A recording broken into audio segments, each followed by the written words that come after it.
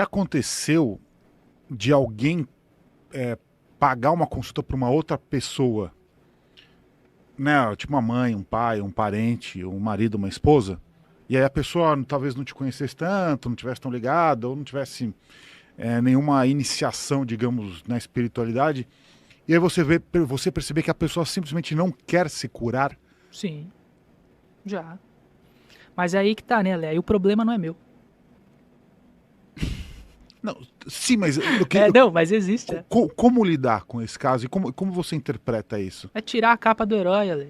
É o que eu falei. Não é a minha função curar quem não quer ser curado. Uhum. Então eu tiro a capa do herói e é o que eu falei. Tirando a capa, esse peso da responsabilidade de eu tenho que ter resultado some. Eu não tenho nada, a pessoa tem. Eu vou fazer o que está no meu controle, o que eu sei fazer e a minha parte. Isso eu garanto fazer. Aí a pessoa garante fazer o dela. É aí que tá. Então um processo de cura entre um terapeuta e alguém que está sendo tratado é um processo de trabalho de equipe. Um faz uma parte, o outro faz a dele. Quando os dois fazem, aí a gente tem um resultado impressionante, sempre. Não é de vez em quando, é sempre. Agora, se só o terapeuta faz, a coisa não desenvolve tanto. Resultados acontecem, mas tanto não. Mas desenvolvendo ainda mais essa questão, você já percebeu em que a pessoa, na verdade, ela não quer inconscientemente, ela nem sabe disso, ela nem percebe, mas inconscientemente ela não quer se curar, porque, de novo, porque a doença traz ganhos secundários, é um pouco do que a gente já falou aqui. Sim. E aí você consegue, de repente, trabalhar nessa própria crença da pessoa? Sim, sim. Acontece também. Processos de catarse acontecem direto comigo. Uhum. Porque assim, nos atendimentos que eu faço, eu converso, eu explico muita coisa. Eu explico tudo isso que a gente está falando, na verdade, eu explico para a pessoa. Uhum. Então esse entendimento faz, de novo, alguma fichinha cair lá dentro e a pessoa tem um processo de catarse muito grande, de mudança muito grande, de entendimento e fala, cara, é isso. E aí às vezes as pessoas me falam assim, Henrique, mas é só isso? Eu falo, é só isso.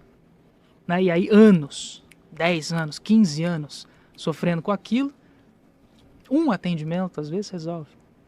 Né? Então, isso acontece sim. E é dever do terapeuta explicar essas coisas. Mostrar, de novo, uma outra possibilidade, talvez que a pessoa não conheça ou que nunca foi aberta a ela. Uhum. E aí, o que ela faz com a informação, de novo, não é problema seu. Né? Essa separação a gente tem que ter. Porque senão eu tô de novo com a capinha de herói. E acontece muito isso, né, Henrique? As pessoas falam assim, o meu filho tem que se curar, mas o filho provavelmente às vezes não quer. Então as pessoas o dia inteiro ficam colocando tarefas para os outros. Sim. Não é? Então, ele tem que dar certo, o Henrique Tony tem que dar certo na vida. Mas assim, a vida é dele, ele pode dar certo, dar errado. E a cura é meio que na mesma lógica. Sim. A própria pessoa. Agora, é quase que impossível se alguém falar assim, não, eu quero me curar, eu vou lá me consultar com o Henrique Tony, não sei o quê, e aí a coisa acontece, porque o cara já tá aberto ao cara, ou a mulher, sei lá, alguém que queira aquilo, né? Sim, e de novo, a cura sempre é possível. Recuperação física, talvez não seja, dependendo do que for, né? Então, só separando isso, que é importante. Nem sempre só querer e fazer tudo vai resolver o físico. Mas a sua cura, que é o entendimento e a mudança interna para o teu ser, que não é este corpo doente, acontece. É porque às vezes a cura é a morte. Exatamente. E do outro lado, o espírito... Que absurdo, que difícil de entender, né? O espírito entende tudo o que aconteceu e cresce com a experiência, mesmo com o desencarne tendo acontecido. Exatamente. Às vezes a cura, essa frase é poderosa, às vezes a cura... é a morte. Tá no desencarne da pessoa, exato. É a morte. Ou acontece depois. Exatamente. E todo mundo, principalmente na cultura ocidental, vai achar que é o fim, é a desgraça, é a perda, é a morte. Exatamente. Aí tem que trabalhar, né? Muito. A gente teme tudo aquilo que a gente não entende. Né? Medo vem de ignorância, sempre.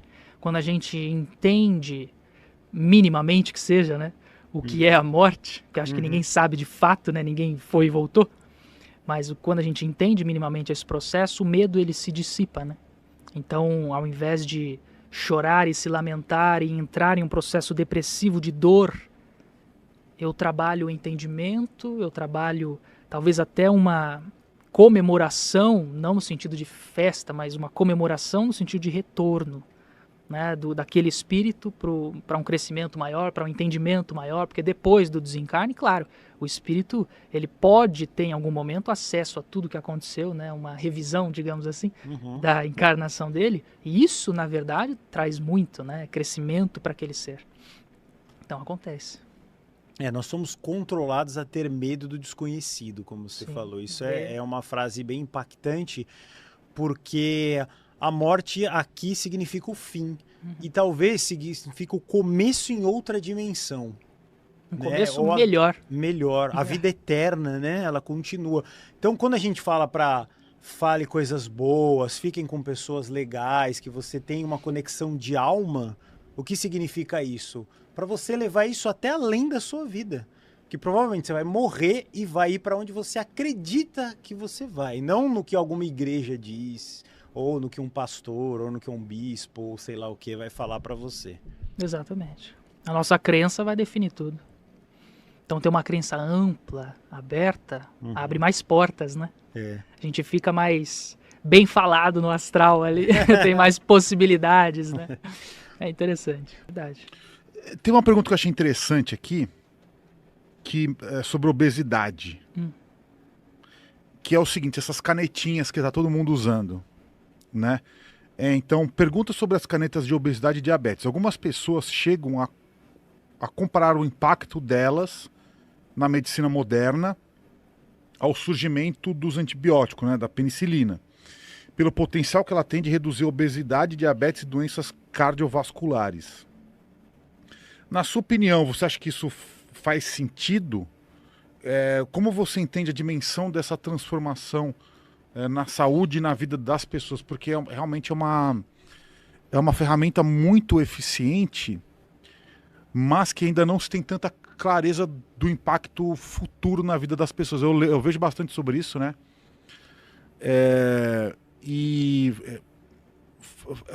Falam muito que às vezes não é duradouro, que a pessoa tem um emagrecimento incrível, mas na verdade não muda o interior da... Eu já vi médico falando isso, né? Porque o emagrecimento ele passa por uma mudança interna.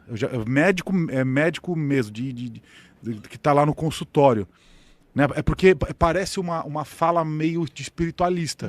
Não, para você mudar a sua obesidade, você tem que mudar quem você é. Mas os médicos falam isso. Porque você tem que mudar hábito, né? A forma como você se relaciona à comida, com a própria ansiedade, com um estilo de vida mais saudável. Então você tem que mudar quem você é.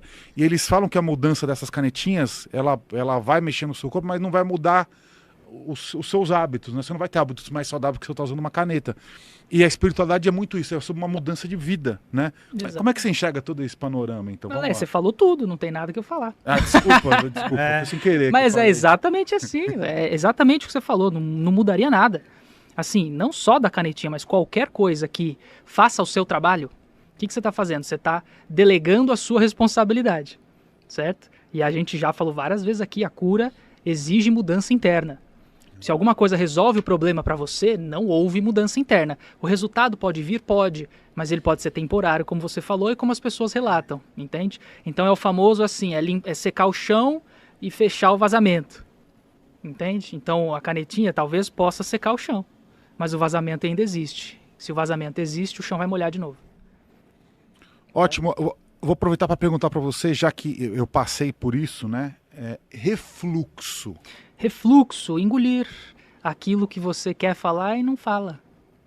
Então eu quero expressar, eu quero dar a minha opinião, mas melhor não. Vou ficar quieto, porque melhor não. Talvez não me ouçam, ou talvez não seja o correto, enfim. Então é engolir sapo, é o famoso engolir sapo. O próprio refluxo é isso, né? Quer sair e volta. Quer sair e volta. Então é esse processo de segurar a fala, a comunicação mesmo, a expressão. Eu tava com um refluxo muito forte. Eu tava terrível o meu refluxo. Agora? Foi coisa de acho que um ano, talvez. Um ano atrás. Ou Sabe por quê? 8 meses. Porque você tem muita coisa para falar. Mas como você é host, muitas vezes você não tem espaço para falar. Aquilo que você sabe e aquilo que você gostaria muitas vezes de expressar. Pode ser. É que eu tenho opiniões sobre a vida que são muito pouco ortodoxas. E aí é melhor eu não falar. Pronto. Respondeu a tua dúvida do refluxo. É. Mas Não, como é que eu curei o meu refluxo? Porque eu tava é muito curioso isso, porque é o seguinte, eu tava tomando remédios bem fortes pro refluxo, né? E não tava adiantando nada. Não tava resolvendo. Tava tomando pantoprazol, omeprazol, tava tomando cloridrato de não sei o que, e assim, o refluxo não tava saindo. E é exatamente isso que você está falando, na verdade. Por quê? Porque eu estava tentando resolver uma coisa que era minha através de uma solução externa. isso. Ele não estava resolvendo. Uma das coisas que me resolveu, o que foi?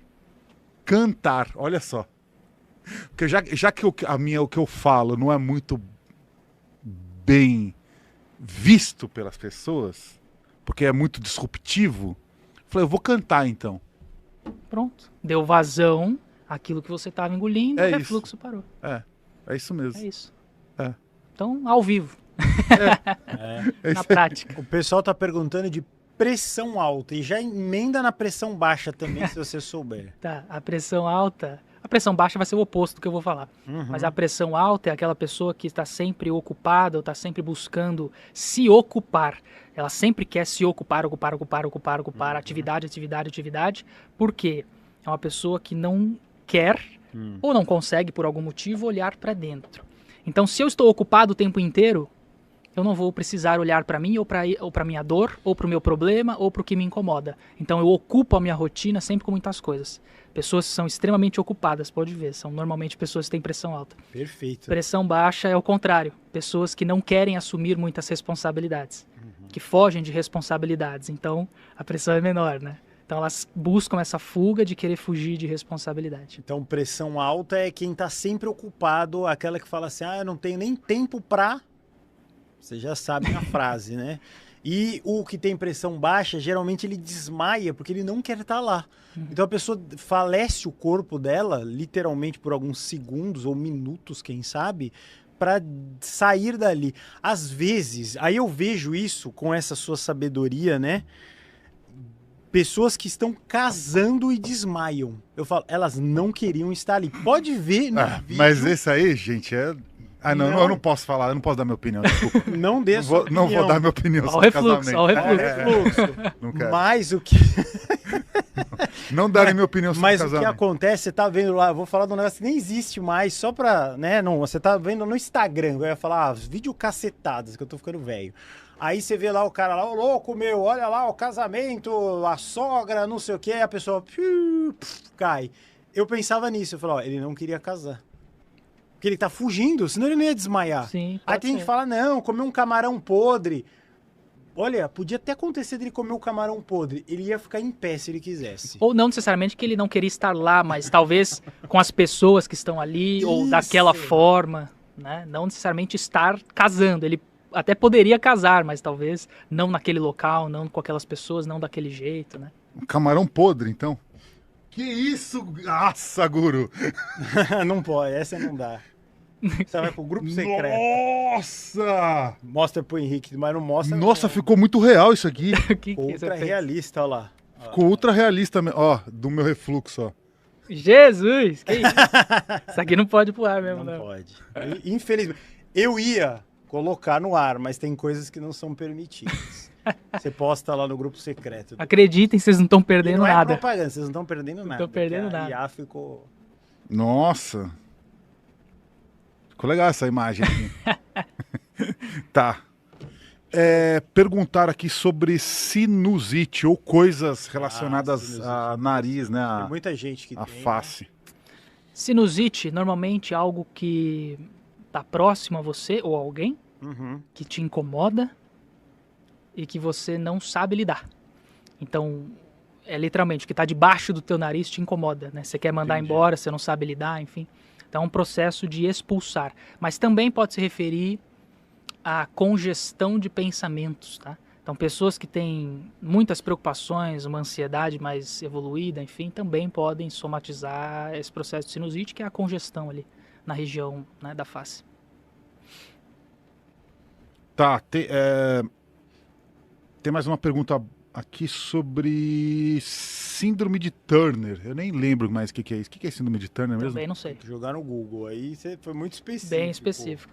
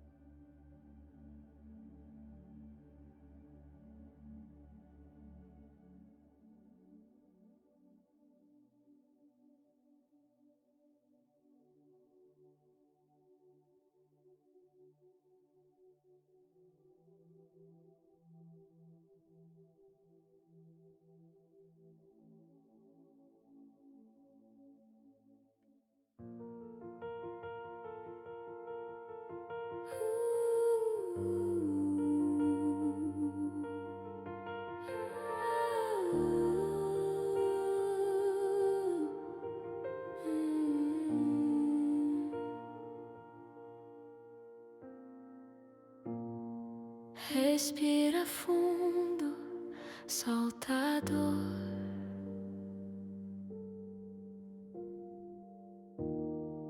Deixa o silêncio falar de amor.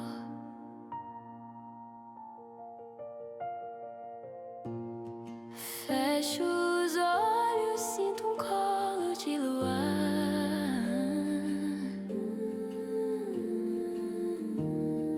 Toco o peito, vejo rosa despertar.